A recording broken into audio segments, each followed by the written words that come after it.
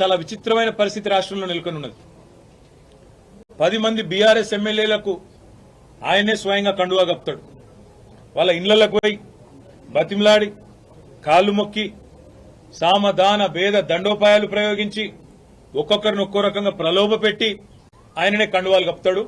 ఇంటింటికి పోతాడు. ఆయననే ముఖ్యమంత్రి స్వయంగా ఎమ్మెల్యేల ఇళ్ల చుట్టూ తిరిగి కాళ్ళు వేలు పట్టుకొని మొత్తానికి కండువాలు కప్తాడు. అవన్నీ మళ్ళా వాళ్ళ సోషల్ మీడియాలో, వాళ్ళ పేపర్లలో, వాళ్ళ ప్రసార మాధ్యమాలల్లో, వాళ్లకు డబ్బా కొట్టే బాకా ఛానళ్లల్లో అవే ప్రముఖంగా వాళ్లే రాసుకుంటారు. 10 మంది వేయినరు, అసలు ఎవరు మిగిలారు మీకు అని వాళ్లే డైలాగులు కొడతారు. మేము గేట్లెత్తితే ఇది, గేట్లెత్తితే అది అని వాళ్లే ఉపన్యాసాలు ముఖ్యమంత్రితో సహా ఆయన ప్రభుత్వంలోని మంత్రులు, కాంగ్రెస్ నాయకులు తెల్లారు లేస్తే పుంకాను పుంకాలుగా ప్రకటనలు. 10 మంది ఎమ్మెల్యేలు వినరు, కొంతమంది వస్తారు, కాంగ్రెస్ వాళ్ళే వాళ్ళ సోషల్ మీడియాలోనే వాళ్ళ ముఖ్యమంత్రితో సహా అందరూ మాట్లాడారు. కానీ మళ్ళీ నిన్న మొన్న స్వరం మార్చి హైకోర్టు తీర్పు తర్వాత స్పీకర్ గారు నిర్ణయం తీసుకోవాలి, ఖచ్చితంగా ఈ 10 మంది శాసనసభ్యులు కూడా వీళ్ళకి ఫిరాయింపు వేటు తప్పదు, ఫిరాయింపు నిరోధక చట్టం కింద అని చెప్పి అర్థమైన తర్వాత గడగడ వణికిపోయి కొత్త డ్రామాకు శ్రీకారం చుట్టినారు. ఏం జరిగింది అసలు రాష్ట్రంలో? ఈ ఫిరాయింపులు ఎవరెవరైతే పాల్పడుతున్నారో తప్పకుండా వాళ్ళ పదవి పోతాయి అనే మాట మేము గల్లీ టు ఢిల్లీ సుప్రీంకోర్టు లాయర్లను కలిసినాం. సుప్రీంకోర్టు స్పీకర్ గారు మీరు తప్పు చేస్తున్నారు, మీ దగ్గరికి ఒక ఫిర్యాదు వచ్చిన తర్వాత, డిస్క్వాలిఫికేషన్ పిటిషన్ వచ్చిన తర్వాత మీరు వెంటనే చర్య తీసుకోవాలా, ఎందుకంటే 3 నెలల లోపల నిర్ణయం తీసుకోవాలని చెప్పి సుప్రీంకోర్టు తీర్పు ఉన్నది, నిర్ణయం తీసుకోండి అని చెప్పి మేము అడిగినాం. మా సోదరుడు కౌశిక్ రెడ్డి గారు, కేపీ వివేకానంద్ గారు, జగదీష్ రెడ్డి గారు అందరు కూడా ఫస్ట్ డిస్క్వాలిఫికేషన్ పిటిషన్లు సంతకం పెట్టిందే కౌశిక్ రెడ్డి, వివేకానంద్ గారు. ఇద్దరు కలిసి ఆనాడు మొదలు పార్టీ ఫిరాయించిన దానం నాగేందర్, కడియం శ్రీహరి, తెల్లం వెంకట్రావు ఈ ముగ్గురు మీద డిస్క్వాలిఫికేషన్ పిటిషన్ ఇచ్చిందే కౌశిక్ రెడ్డి. ఏం తప్పు మాట్లాడింది కౌశిక్ రెడ్డి? ఏమన్నాడు? ఎవరెవరైతే పార్టీ ఫిరాయించినరో వాళ్ళ మీద చర్య తీసుకోండి అని స్పీకర్ గారిని అడిగినాం. స్పీకర్ గారు చర్య తీసుకోకపోతే హైకోర్టుకు పోయినాం. హైకోర్టుకి పోతే హైకోర్టు తీర్పిచ్చింది, 4 వారాల్లో మీరు చర్య తీసుకోవాలి, మీరు ఏ నిర్ణయం తీసుకుంటారో ప్రకటించండి, లేని పక్షంలో సువమోటోగా 4 వారాల తర్వాత మేమే మళ్ళొక్కసారి విచారిస్తామని చెప్పి కూడా హైకోర్టు చెప్పింది. నేను హైకోర్టుకి, గౌరవ న్యాయమూర్తి గారికి కూడా హృదయపూర్వకంగా నేను ధన్యవాదాలు తెలియజేస్తా ఉన్నా బీఆర్ఎస్ పార్టీ పరంగా. ఎందుకంటే మీరిచ్చిన తీర్పు వల్ల ప్రజాస్వామ్యాన్ని గౌరవించినట్టయింది, మీరిచ్చిన తీర్పు వల్ల సుప్రీంకోర్టు తీర్పును గౌరవించినట్టయింది. అదే క్రమంలో ఎప్పుడైతే ఈ ముగ్గురు మీద తీర్పు వచ్చిందో ఆ రోజు కౌశిక్ రెడ్డి గారు మాట్లాడినారు. ఏమన్నారు కౌశిక్ రెడ్డి గారు? దమ్ముంటే రాజీనామా చేయండి, ప్రజాక్షేత్రంలోకి రండి, ప్రజాస్వామ్యం మీద నమ్మకం ఉంటే ముఖ్యమంత్రి రాహుల్ గాంధీ దమ్ముంటే రాండ్రి, ఈ 10 మందితో రాజీనామాలు చేపియండి, మీరు వెంటనే ప్రజాక్షేత్రంలో ఎవరి బలం ఏందో తేల్చుకుందామని అన్నాడు. ఈ మాట ఆ రోజు కౌశిక్ రెడ్డి ప్రెస్ మీట్ పెట్టినప్పుడు ఒక్కసారి నేను మీకు గుర్తు చేస్తా ఉన్నా. కౌశిక్ రెడ్డి గారు మొన్న హైకోర్టు తీర్పు తర్వాత మాట్లాడాడు. కానీ ఆనాడు రేవంత్ రెడ్డి గారు ఆ రోజు ప్రతిపక్షంలో ఉన్నప్పుడు, పీసీసీ అధ్యక్షుడిగా ఉన్నప్పుడు పార్టీ మారిన ఎమ్మెల్యేల మీద ఏం మాట్లాడిండో ఒకసారి గుర్తు తెచ్చుకోమని అని చెప్పింది రేవంత్ రెడ్డి. పార్టీ ఫిరాయించిన ఎమ్మెల్యేలను రాళ్లతోని కొట్టి చంపమన్నాడు, సావు డప్పు కొట్టిపిస్తా అన్నాడు. పార్టీ ఫిరాయించిన ఎమ్మెల్యేలను ఉరిదీయాలే అని మాట్లాడినాడు రేవంత్ రెడ్డి. మరి ఆయన మాట్లాడిన మాటల ముందు మా పార్టీ తరఫున మాట్లాడిన నాయకులు ఎవరు కూడా ఆయన మాట్లాడినంత అసహ్యంగా, అంత చండాలంగా ఎవరు కూడా మాట్లాడలేదు. సరే, పార్టీ మారినరా లేదా అనే చర్చ ఒకవైపు జరుగుతూనే ఉంటే, ఇంకోవైపు చాలా దారుణంగా స్పీకర్ కార్యాలయం నుంచి ఏ రోజైతే హైకోర్టు తీర్పు వచ్చిందో పార్టీ ఫిరాయింపుల మీద, అదే రోజు సభా సాంప్రదాయాలన్నింటినీ తుంగలో దొక్కుతూ పార్టీ మారినా అని బాహాటంగా ప్రకటించిన శేర్లింగంపల్లి ఎమ్మెల్యే ఆరికపూడి గాంధీని పీఏసీ చైర్మన్ గా నియమిస్తూ మరి ఒక తీర్పు కాదు, ఒక ఆర్డర్ స్పీకర్ కార్యాలయం నుంచి, అసెంబ్లీ సెక్రటరియట్ నుంచి వచ్చింది. దాని తర్వాత సహజంగానే హైకోర్టును బేఖాతరు చేస్తూ సుప్రీంకోర్టు తీర్పును బేఖాతరు చేస్తారు, రాజ్యాంగ విలువలకు, అసెంబ్లీ సాంప్రదాయాలకు, పార్లమెంటరీ పద్ధతులకు అన్నిటికీ తిలోదకాలిస్తూ ఇదేం పద్ధతి, అసలు ఆయన ఏ పార్టీలో ఉన్నాడు అని మా వాళ్ళు అడిగినారు.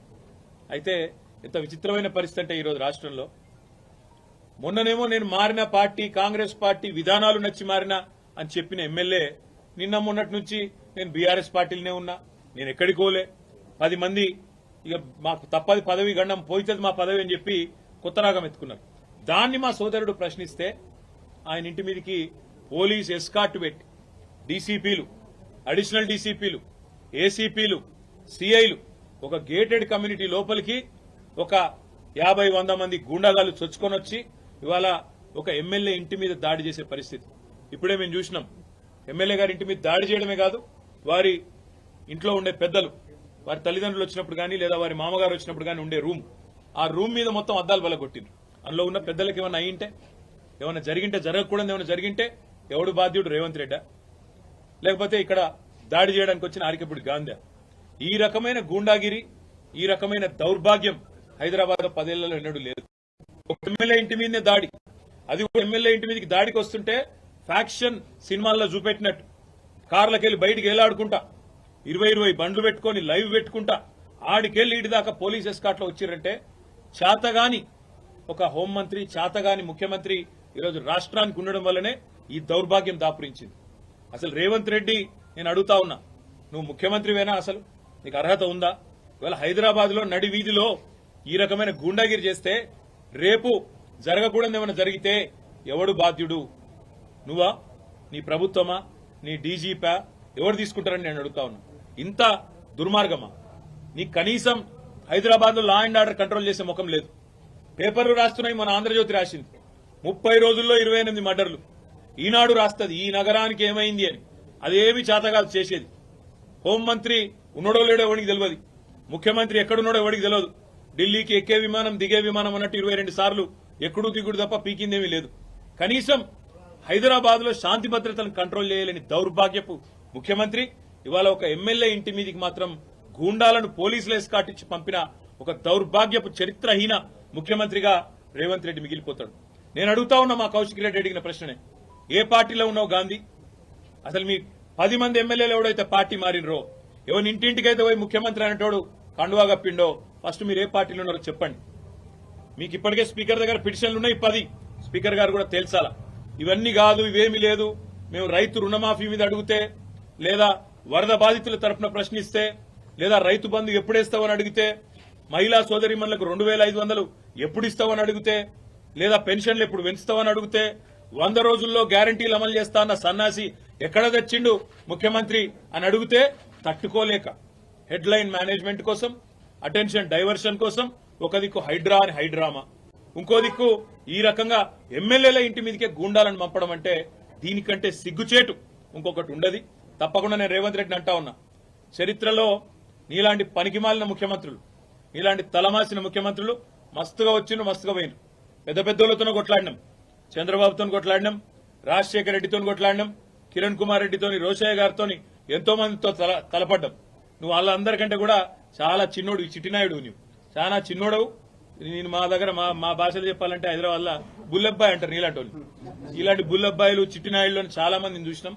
ఏం ఫరక్ పడేది కూడా ఏం లేదు, ఏం ఇంటికి కూడా వీకలేవు. కానీ ఏదో పైశాచిక ఆనందం, 4 రోజులు ముఖ్యమంత్రి పదవిలో కూర్చున్నా, నేనేందో పెద్దోడిని అయిపోయినా అనేదో ఎగిరెగిరి పడతా ఉన్నావు. రేవంత్ రెడ్డి గారు అధికారం ఎవరికి శాశ్వతం కాదు. నువ్వు ఒక దుష్ట సాంప్రదాయానికి తెరలేపుతా ఉన్నావు.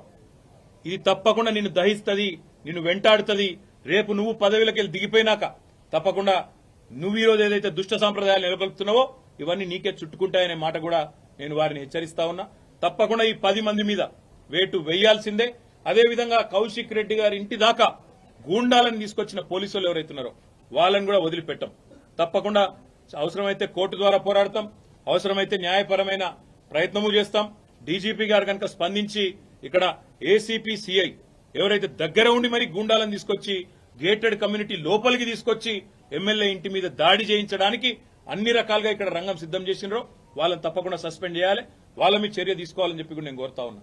ఒకటి మాత్రం పక్కా, నువ్వెన్ని డైవర్షన్ గేమ్లు ఆడినా, నువ్వెన్ని రకాల హెడ్లైన్ మేనేజ్మెంట్లు చేసినా, నువ్వెన్ని రకాల ప్రయత్నాలు చేసినా నిన్ను మాత్రం బీఆర్ఎస్ పార్టీ వదిలిపెట్టది. 6 గ్యారంటీలు ఏమైనా అని అడుగుతూనే ఉంటాం. రైతు రుణమాఫీ ఎప్పుడు చేస్తామని అడుగుతూనే ఉంటాం. తప్పకుండా రాష్ట్రంలోని పీడిత ప్రజలు, రాష్ట్రంలోని పేద ప్రజల తరపున మా ఎమ్మెల్యేల ఇండ్ల మీద దాడి చేసినా మా ఎమ్మెల్యేలు కూడా మేము భయపడం. తప్పకుండా నిన్ను నిలదీస్తూనే ఉంటామని చెప్పి కూడా చెబుతూ ఇవాళ మా తమ్ముడికి సంఘీభావం చెప్పడానికి ఇక్కడ దాకా వచ్చినాం అందరం కూడా. తప్పకుండా భవిష్యత్తులో కూడా ఏ ఒక్క నాయకుడు, ఏ ఒక్క కార్యకర్త మీద ఎక్కడ ఇలాంటి సంఘటన జరిగినా అందరం కూడా అందుబాటులో ఉంటాం. అందరం కూడా తప్పకుండా తరలి వస్తామని చెప్పి కూడా తెలియజేస్తూ, మొన్న ఇక్కడికి వచ్చిన హరీష్ రావు గారిని, మా గౌరవ సీనియర్ శాసనసభ్యులందరినీ కూడా తలకొండపల్లికి తీసుకుపోయి, ఇంకెక్కడెక్కడికో తీసుకుపోయి అష్టదిగ్బంధం చేసి ఎక్కడెక్కడికో తీసుకుపోదాం అనుకుంటే ఎక్కడికక్కడ ప్రజలు స్వచ్ఛందంగా వేలాదిగా ముఖ్యమంత్రి సొంత జిల్లాలోనే ప్రభుత్వానికి చుక్కలు చూపెట్టినారు. వేల మంది రోడ్ల మీదకి వచ్చినారు. అర్ధరాత్రి కూడా 10:30, 11 దాకా వేలాది మంది రోడ్ల మీదకి వచ్చి ఆ రోజు తలకొండపల్లి పోలీస్ స్టేషన్ కావచ్చు, లేదా కేశంపేట పోలీస్ స్టేషన్ కావచ్చు, ఎక్కడికక్కడ ఎదురు తిరిగి ఈ ప్రభుత్వానికి పాలమూరు పౌరుషం చూపెట్టినందుకు వారికి, అదేవిధంగా నిన్న ఒక్క అరికపూడి గాంధీని హౌస్ అరెస్ట్ చేస్తే పోతున్నాయి కదా, దానికోసం నిన్న మొత్తం రాష్ట్రంలో వేలాది మంది బీఆర్ఎస్ కార్యకర్తలను హౌస్ అరెస్ట్ చేశారు. కానీ గాంధీకేమో ముంగట పోలీస్ ఎస్కాట్లు, మంచిగా బ్రహ్మాండంగా ఏసీపీలు, డీసీపీలు దగ్గర ఉండి గూండాలను తీసుకొచ్చి ఇక్కడ దాడి చేపించిండ్రు. అక్కడ మాత్రం మొత్తం రాష్ట్రంలో వేలాది మంది మా కార్యకర్తల నాయకులను హౌస్ అరెస్ట్ చేయడం జరిగింది. ఇది ఏ రకంగా మంచిదో రాష్ట్ర ప్రజలు కూడా ఆలోచించాలని చెప్పి కోరుతూ, ఈ హింసాయుతమైన పద్ధతులు 10 ఏళ్లలో తెలంగాణలో ఎన్నడూ తెలంగాణలో ప్రాంతీయం, మన రాష్ట్రం ఏర్పడిన తర్వాత ప్రాంతీయ భాష పేరు మీద గాని, ప్రాంతీయ తత్వం పేరు మీద గాని, ఆంధ్ర తెలంగాణ పంచాయతీలు గాని ఎక్కడ జరగలేదు. 10 ఏళ్ల మా ఆచరణనే దానికి సాక్ష్యం. మేము చెప్పినాం, తెలంగాణ వచ్చిన తర్వాత ఈ పంచాయతీలకు మనకు టైం ఉండదు, అభివృద్ధి సంక్షేమం దాని మీదే ఉంటామని చెప్పినాం, అట్లే నడిపినాం. కానీ ఇలా హైదరాబాద్ లో ఈ పనికి మాలిన ముఖ్యమంత్రి నాయకత్వంలో కొత్తగా ప్రాంతీయ తత్వాన్ని కూడా రెచ్చగొట్టే విధంగా చిల్లరమల్లర ప్రయత్నాలు చేస్తా ఉన్నారు. ఇవేవి చెల్లవు రేవంత్ రెడ్డి. నువ్వెన్ని రకాల డైవర్షన్ గేమ్లు ఆడినా నిన్ను వదిలిపెట్టాం. 6 గ్యారంటీల అమలు మీద పట్టు పడతాం. ప్రధాన ప్రతిపక్షంగా ఈ పార్టీ సంగతి కూడా తప్పకుండా ప్రజాక్షేత్రంలోనే చెప్తామని చెప్పి నేను తెలియజేస్తాను.